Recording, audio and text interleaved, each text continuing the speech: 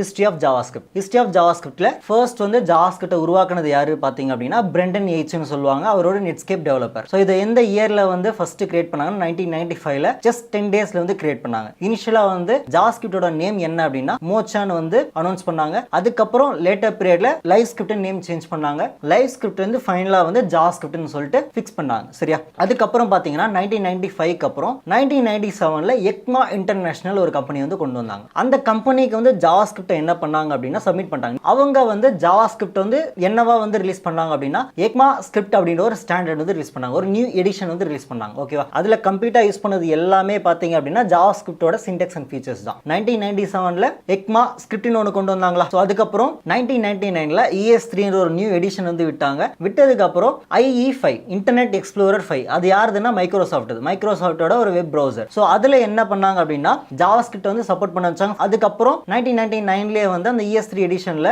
எரர்ல handle பண்றதுக்கு ஓகேவா. இப்போ நீங்க ஃபார் எக்ஸாம்பிள் டேட்டாபேஸ்ல இருந்து டேட்டா எடுத்துட்டு வரீங்க அப்படின்னா அது ப்ராப்பரா வந்து வராத பட்சத்துல எரர் ஹேண்டில் பண்ணணும். அந்த டேட்டாவை மேனேஜ் பண்ணணும். அதுக்காகலாம் எரர் ஹேண்ட்லிங் கொஞ்சம் கொண்டு வந்தாங்க. அதுக்கப்புறம் 2009ல பாத்தீங்க அப்படின்னா டாக்லஸ் கிராக்ஃபர்ட்னு ஒருத்தர் வந்தார். இவர் என்ன பண்ணார் அப்படின்னா மெயினா ஜேசன் அப்படின்னு ஒன்னு கண்டுபிடிச்சார். ஜேசன்னா JavaScript ஆப்ஜெக்ட் நோட்டேஷன் சொல்லுவாங்க. JavaScriptல ஆப்ஜெக்ட்னு ஒன்னு இருக்கு. இது வந்து இதுக்கு முன்னாடி வந்து இப்போ பேக் எண்ட்ல இருந்து எனக்கு டேட்டா வரணும் அப்படின்னா XML ஒரு ஃபார்மட்ல தான் வரும். XMLனா சேம் லைக் HTML மாதிரி தான். அந்த மாதிரி தான் வந்து இதுக்கு முன்னாடி எல்லாம் டேட்டா எடுத்துட்டு வந்தாங்க. எப்போ 2019ல இந்த டாக்லஸ் கிராக்ஃபர்ட் என்ன பண்ணாரு அப்படின்னா நார்மல் JavaScript ஆப்ஜெக்ட் மாதிரியே வந்து டேட்டா ஃபார்மட் வந்து எல்லாரும் கொண்டு வர ஆரம்பிச்சிட்டாங்க. பேக் எண்ட்ல இருந்து வர டேட்டா எல்லாமே அந்த JSON ஃபார்மட்ல தான் இருக்கும். இது வந்து கொஞ்சம் ஈஸியா இருக்கும். டேட்டா ட்ரான்ஸ்ஃபர் பண்ணி ஃபார்மட் பண்ணி யூஸ் பண்றதுக்கு வந்து ரொம்ப ஈஸியா இருக்கும். அடுத்து 2015ல பாத்தீங்க அப்படின்னா ES6னு ஒன்னு வந்துச்சு. ECMAScript 2015. இதுல தான் வந்து நிறைய ஃபீச்சர்ஸ் வந்து ஆட் பண்ணாங்க.